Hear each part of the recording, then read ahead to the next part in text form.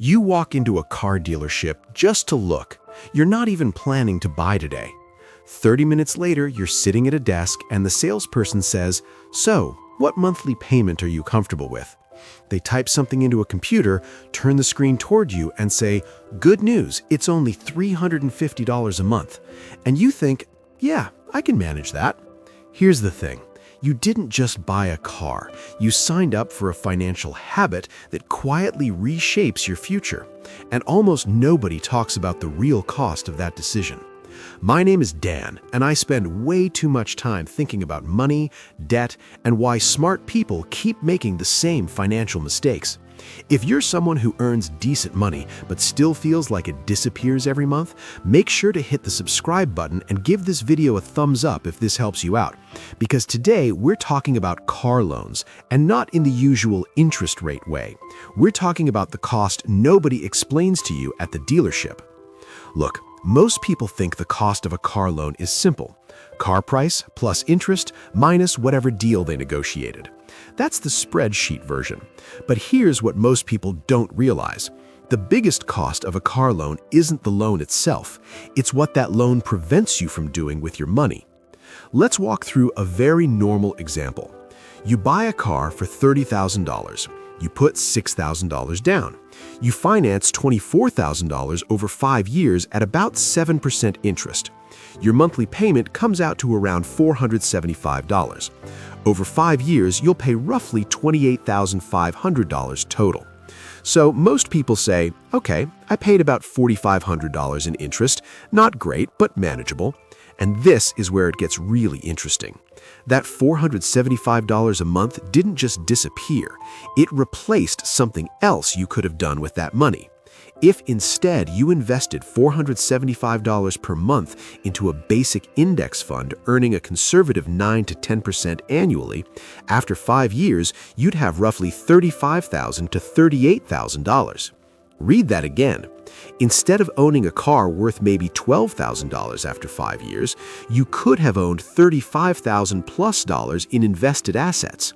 So the real cost of the car loan isn't the $4,500 in interest.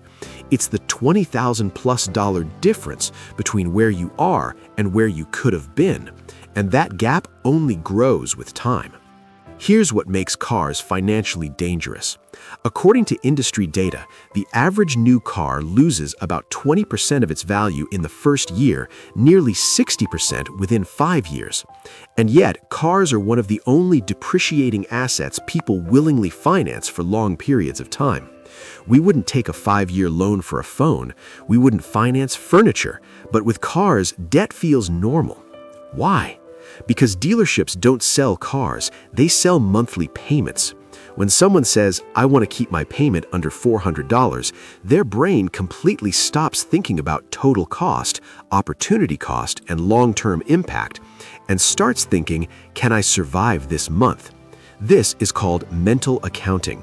We separate money into neat little buckets instead of seeing the full picture. $400 a month feels manageable. $30,000 feels painful, so we avoid thinking about it. Now, you might be thinking, okay, but I need a car. I can't just not have one. Totally fair. This isn't about never buying a car. It's about how much car you buy and when. Most financial stress doesn't come from necessities. It comes from upgrading too early. Here's a rule almost nobody follows, but it changes everything. If your car payment forces you to stop investing, the car is too expensive. That's it. If your monthly payment replaces your retirement contributions, pauses your investing for a few years, keeps you living paycheck to paycheck, you didn't buy transportation, you bought delayed freedom. I had a friend, good job, solid income. The moment he got a promotion, he bought a brand new car.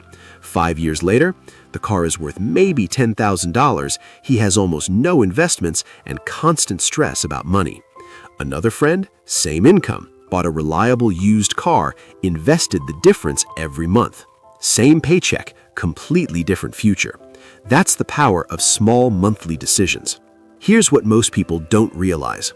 Cars don't cost just the payment, gas, insurance. They cost missed compounding, reduced flexibility, more stress, fewer options later. And compounding doesn't forgive delays. Starting 5 years late can easily cost you hundreds of thousands of dollars over a lifetime. So, what do you actually do with this information? First, calculate the real cost of your car. Take your monthly payment and multiply it by the length of the loan. Then calculate what that same amount could become if invested. Second, follow the 20% rule. Your car should ideally cost less than 20% of your annual income. If you make $60,000 a year, your car should be around $12,000, not $35,000. Third, buy time, not status. A slightly older car gives you lower payments, lower insurance, and more breathing room. And finally, never pause investing for a car. If you ever have to choose, invest first and upgrade later. Look, no one at the dealership is going to explain this to you, because understanding this makes you a less profitable customer. But once you see it, you can't unsee it. Every car payment is a vote for convenience now or freedom later. You don't need to be extreme, you just need to be intentional. If this video made you rethink how you view car loans, hit the like button. It really helps the channel. Subscribe if you want more honest conversations about money that actually improve your future. Because the goal isn't to look rich in a parking lot, it's to be financially free when it actually matters.